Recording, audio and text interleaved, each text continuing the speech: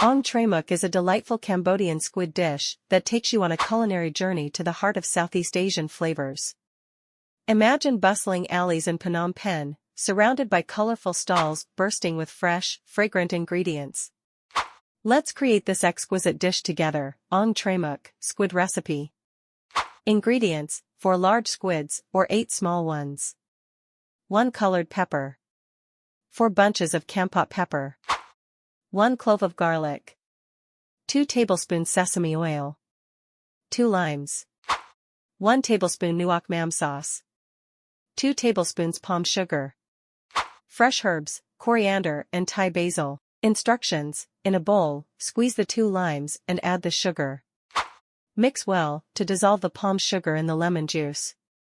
Prepare the pepper by cutting it into julienne strips and chop the garlic clove. Heat a griddle or wok over medium-high heat, then add a little sesame oil.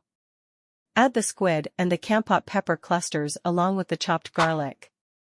Cook until the squid is tender and the peppers are slightly crunchy. Serve hot, accompanied by fresh vegetables or fragrant Cambodian rice.